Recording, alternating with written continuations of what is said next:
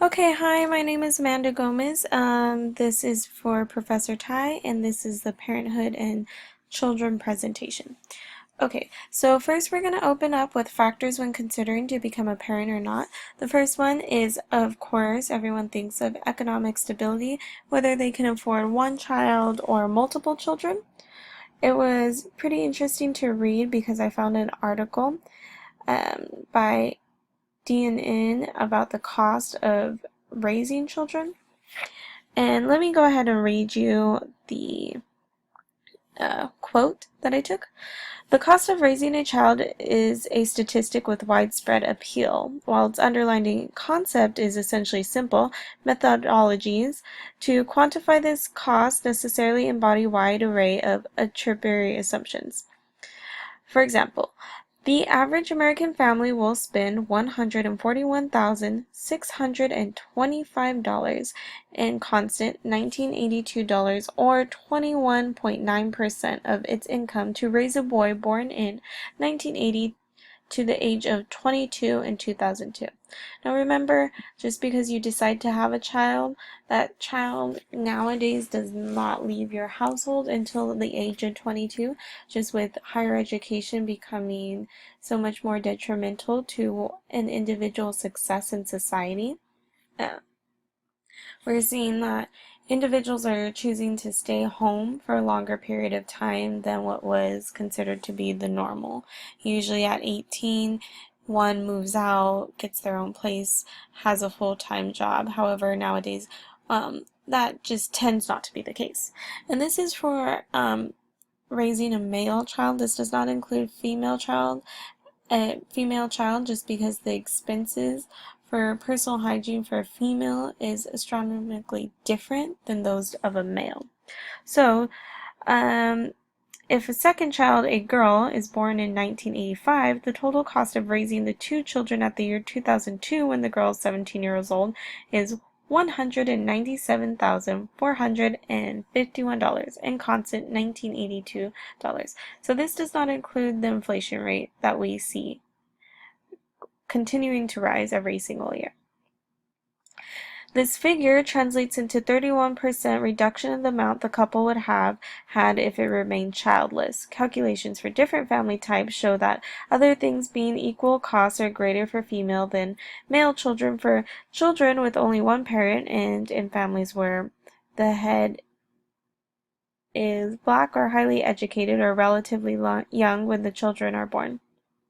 So this does not include cultural norms for many Hispanics, like quinceañera, or even for those of coming from strong religious backgrounds, baptisms, bar mitzvahs, all of that, to celebrate the child entering a particular stage in their life is not included. This is just the basics. Also, one has to consider the emotional adjustments, not only for mothers themselves, but the impact children have on a relationship. We have seen that, as our book says, young children tend to stabilize a marriage, but this does not mean that the relationship is particularly a happy one. Here, the quote says, among marrieds, evidence shows that children, especially young ones, stabilize a union. That is, parents are less likely to divorce. But a stable marriage is not necessarily a happy one. And this is a quote by Bradbury, Finchman, and Beach, 2009, page 969 from our book. Children have the paradoxical effect of increasing the stability of the marriage while decreasing its quality. Couple conflict and strain is common cost of having children. So just because an individual in the entire union decides that they want to have children does not mean that both consent to this or are happy to do so. And then also just the rewards and cost of parenthood. One has to consider this. Just because there are so many outlying factors does not mean that parenthood is going to be an extreme, which it usually is, an extremely stressful situation that has no opportunity for growth or love, but you do have some room to see improvement. There's a term that's used according to the value of children perspective. Children historically were economic assets.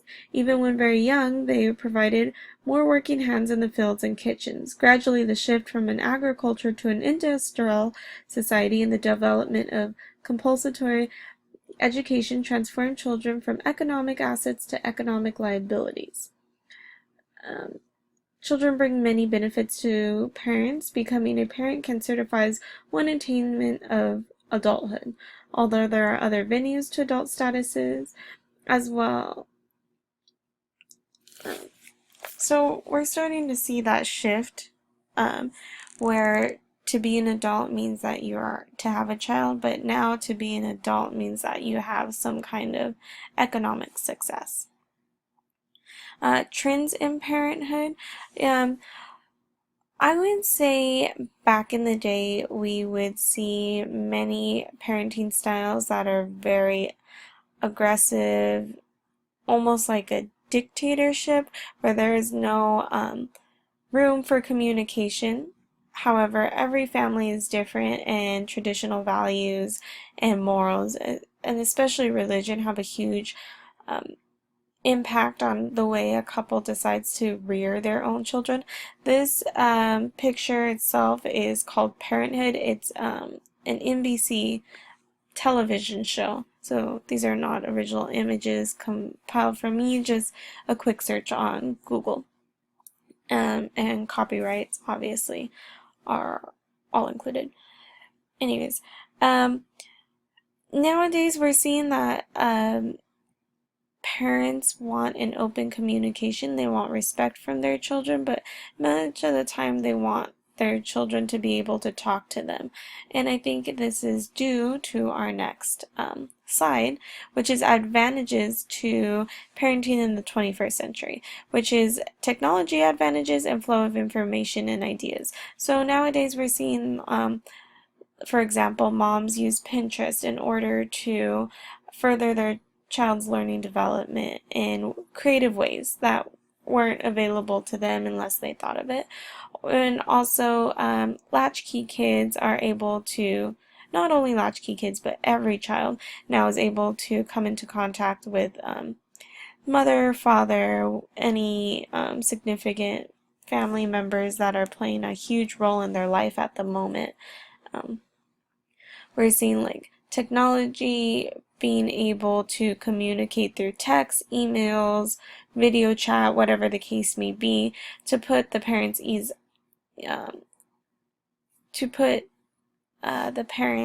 at ease and peace of mind while away at work or for whatever other reasons that may conflict. And then also the flow of information is constructing that ideas, further learning about child development and how one can greatly impact and enhance their child's natural abilities.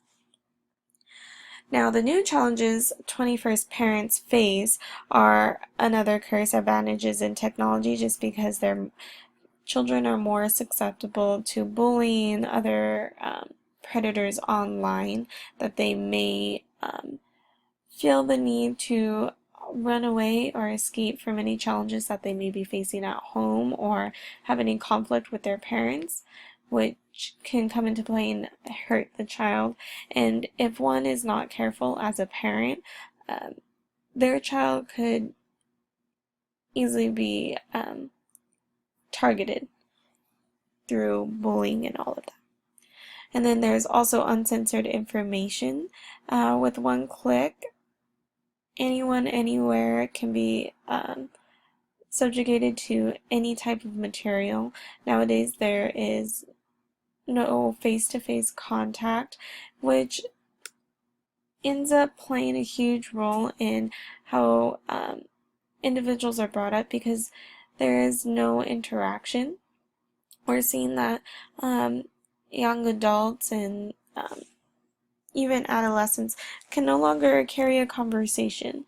You know, it's all through text and email. There's no human contact anymore like there used to be. And so with that also carries the risk of, you know, your child being exposed to adult material that would not have been available to them in previous years. Also, increasing childhood obesity. I believe this is one where, because we're seeing the family dynamics change, the family structure change, it's easier for many parents to be caught up in what their own lives are doing and what's going on with them, that they're unintentionally feeding their children all of these fats with no nutrition, less protein, you know, with the way children interact nowadays on gaming systems and all of that. There's no physical education being implemented like there were at earlier years. So when considering to have a child, I believe that one must consider all of these factors and ask yourself if you're really ready to commit to a lifetime of this.